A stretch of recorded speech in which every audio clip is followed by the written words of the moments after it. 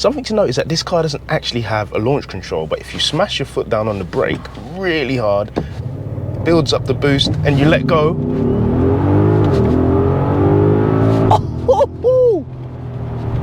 It literally is Vin Diesel mode. And the Race Logic Performance Box Touch comes out at 0 to 30 in 1.66 and 0 to 60 in 4.15.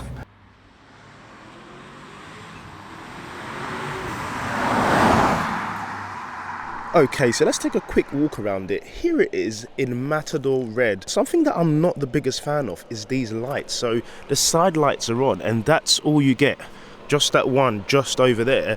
Whereas on the SQ8 or the previous gen, I believe, it had more LEDs. So I do prefer the lights on, because I don't know. Don't get me wrong, it is a decent looking car, but this is 2023, we've got to have a bit more LEDs on there. Come on, lads. The rear of this car is probably its best looking part. I'd much prefer the SQ8 in terms of a rear end, because it just doesn't look as, I don't know, boxed off. But where the SQ8 isn't a 7-seater, you don't need this extra space. So yeah, let's touch on space. It definitely is a nice place to be. Pan roof as well. Yeah, it does the job.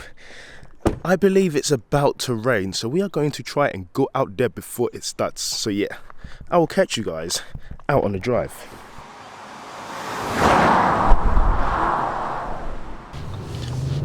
So this is a 4-litre twin turbocharged V8, and it puts out 507 horsepower and 770 newton meters of torque. That is an abundance of power, but bearing in mind, oh man, this thing does weigh around 2.5 tons, or give or take. It's a heavy old boy, but it definitely shifts. But my question is, which is hopefully going to be the title if I remember, are performance SUVs pointless? This is a lot of power, but other than a straight line, can you really use it? How does it feel in a twisty? So we will head down to my local twisty, which is a private road owned by my good friend Heineken John Smith, and test it out. But straight off the bat, early impressions, this thing is a hoot. Maybe not so much on the old wallet, but on a Sunday morning, yeah, definitely.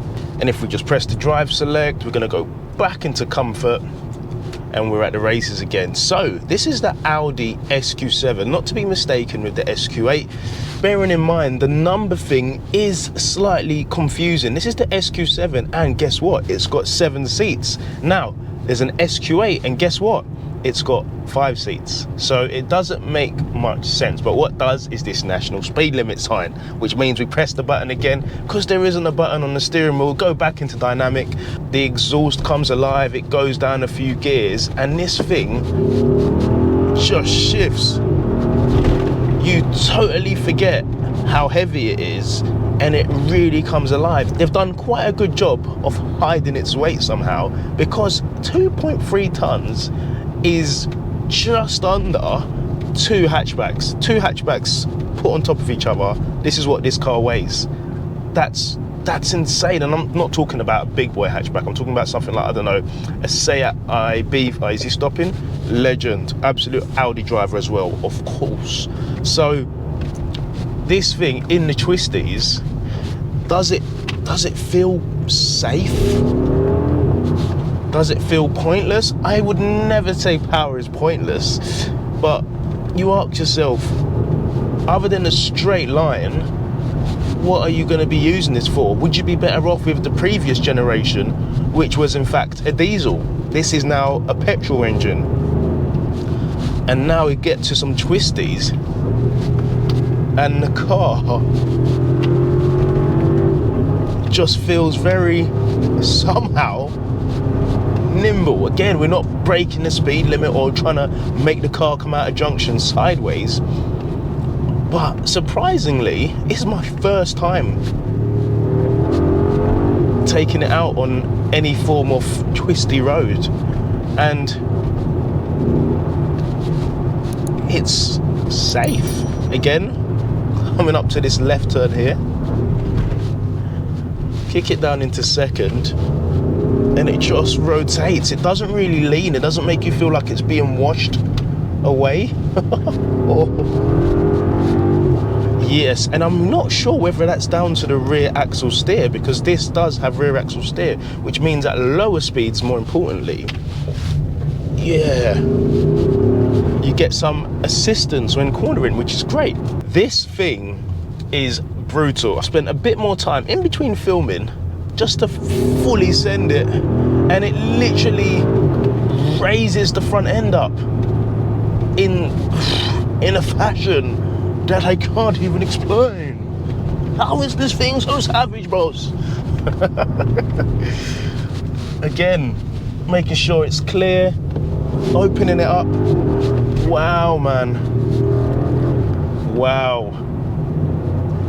It's a brutal engine, but considering this isn't an RS product, it really does inspire confidence. Now, I've got to touch on it, and something it's probably known for. This thing literally is a fuelaholic. It does, currently anyway, 8.6 miles per gallon. 8.6 miles per gallon. That is disgusting. However, that is obviously if you are driving like, I don't know, you stole it. But I recently, actually yesterday, took this car to Motex. I went to film something, and I managed to get 30 mpg. I'm gonna overlay it. I had to actually pull over to film the dash, turn the engine off, obviously. DCI Meadows don't arrest me. It done 30 mpg, which tells me one thing.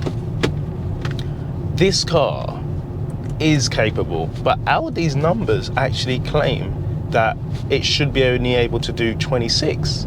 But you've got a couple drive modes over here. You've got off-road, which we're not going to use because we don't need to, and that raises the car because the suspension actually goes up and down.